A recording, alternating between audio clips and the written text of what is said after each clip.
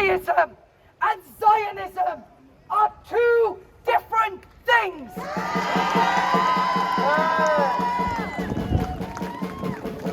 This is not a religious war. We went through this with 9/11. We went through the hatred of the Muslims. We've been through the hatred of the Jews. But none of us have ever hated on Christian people. Think about the narratives. Reverse, rewind, eject, start again. History is written by the oppressors, not the oppressed. So when you take your facts, taking it from places like BBC Told Me So, it's not an education. You need to understand, 106 years ago this started with a declaration made with the Rothschild family. Following the Rothschilds, 1948, the Balfour Declaration was signed.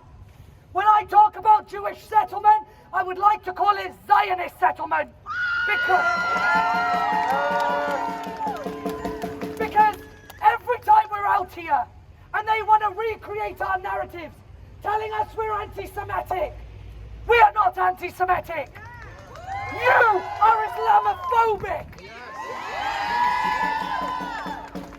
And as a Muslim, just because I stand to have an opinion, first and foremost, I am a proud Muslim. I will never shy away.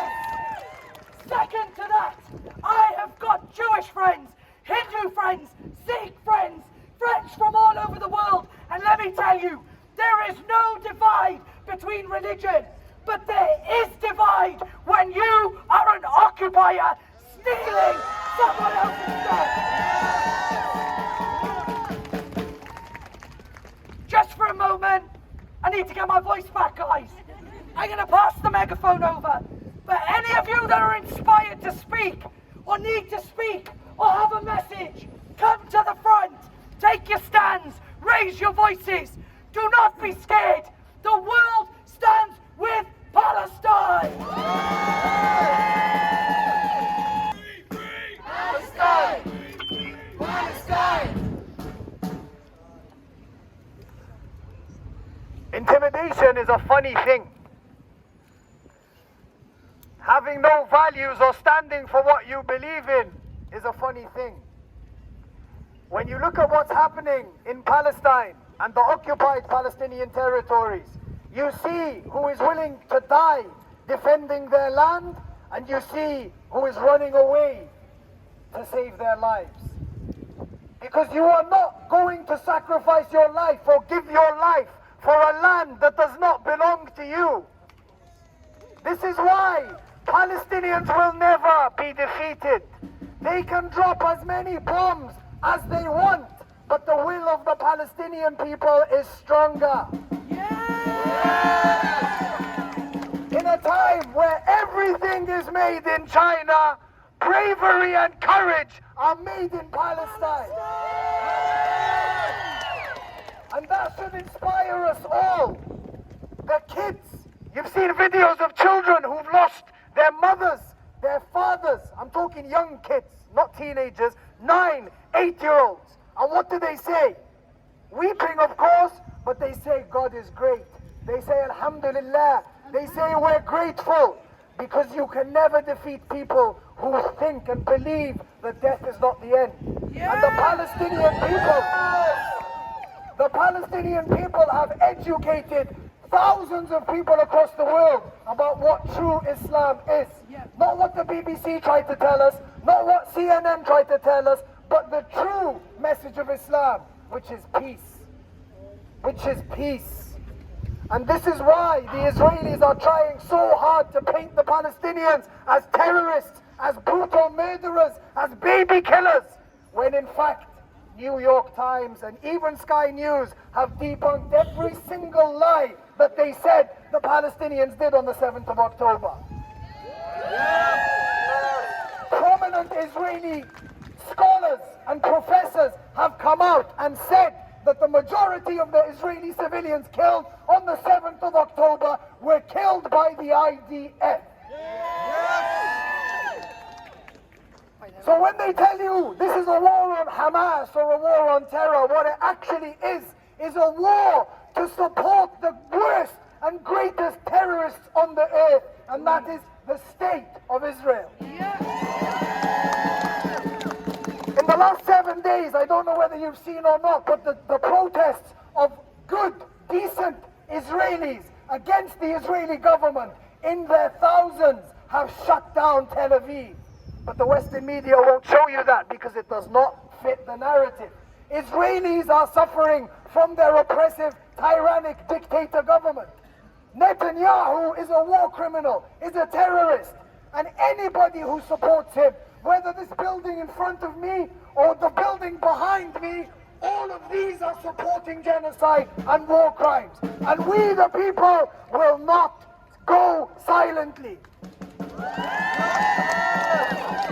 I want to ask you all, for those who are able to kneel down or to sit down, we want a moment of silence for all of the innocent children, for all of the people, the civilians that have been killed.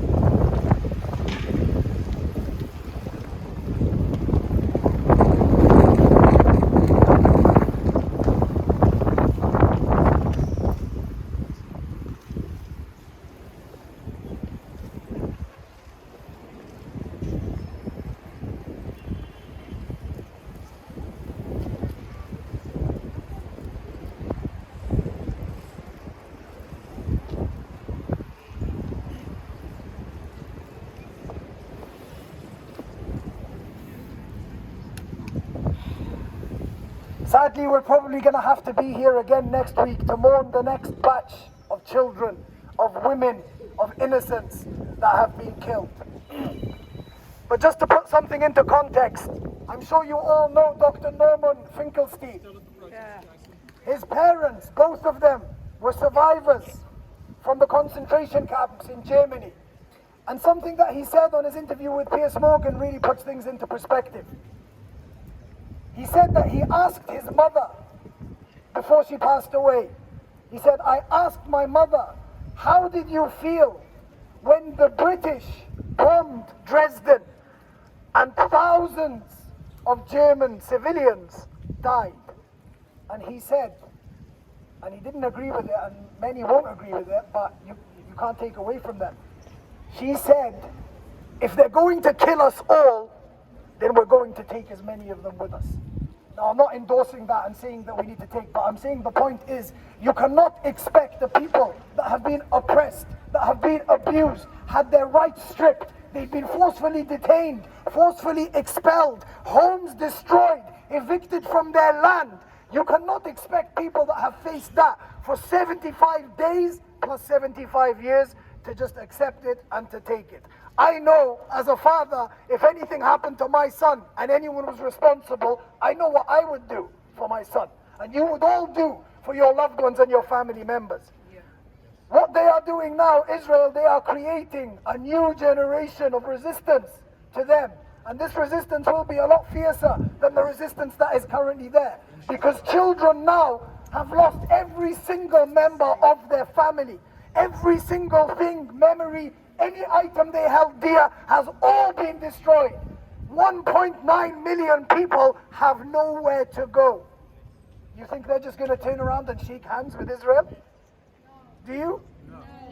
Where are they being pushed out? So our government has a duty and the ability to end this genocide, to end this massacre. Because if not, any blood spilt moving forward is on their hands.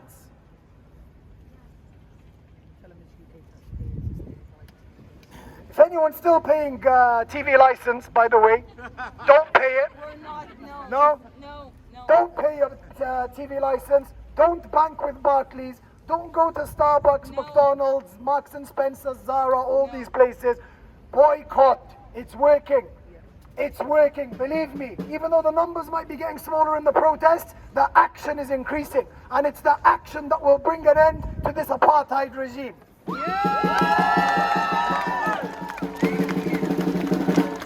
So we don't... Hello? Hello? Ah, good. All right, I could dare say some of you know a movie called Schindler's List.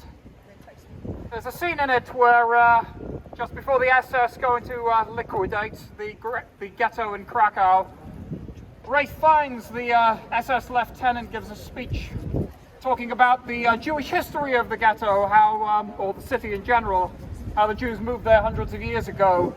Now he says that after the SS have been in there, none of that happened. It didn't exist, it's just a rumor.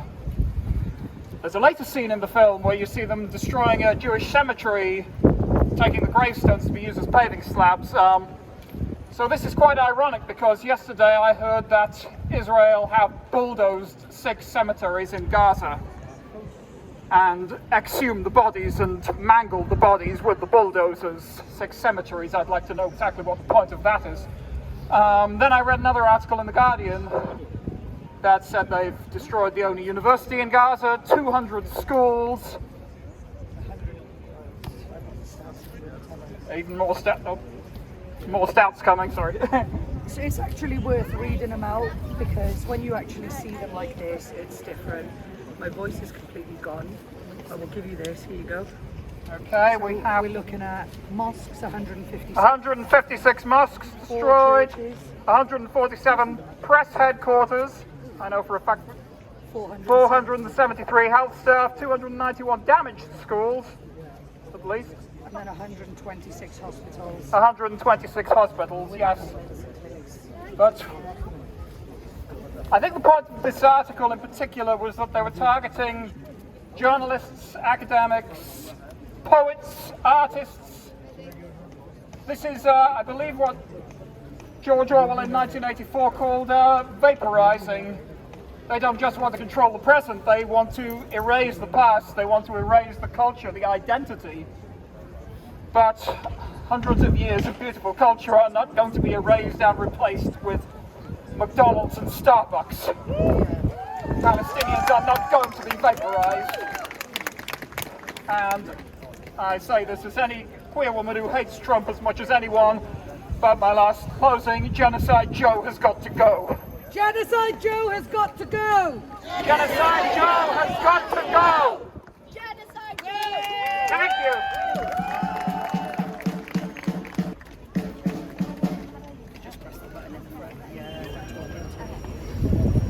Our demand for a free Palestine is a demand against injustice everywhere.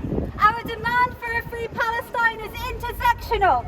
The company Palantir, who has vowed to keep the Israeli government armed and ahead in its ongoing bombardment of Gaza since 2021, has been collecting our NHS patient data and has been awarded a $330 million contract for further NHS data management.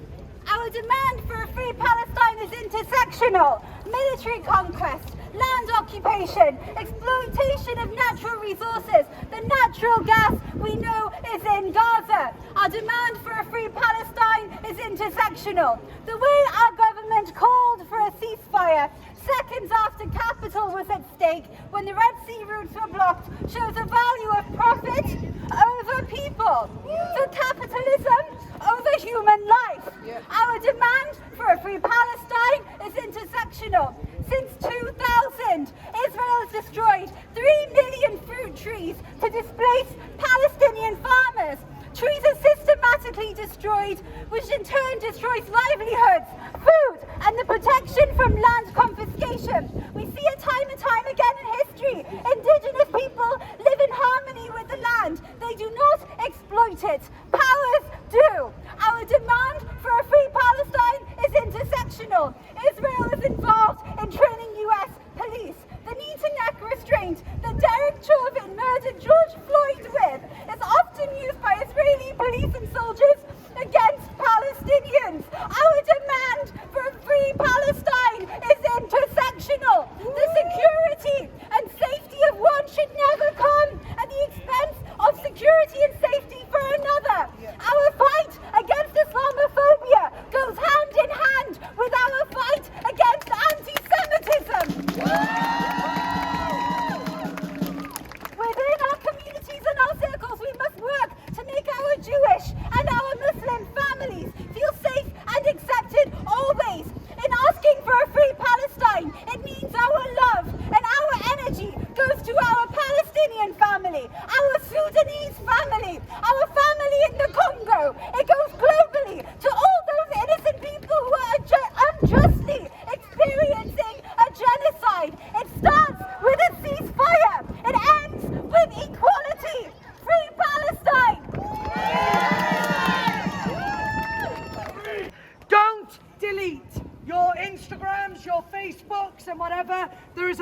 about boycotting, but these are the platforms that we are counteracting and we use to spread real news.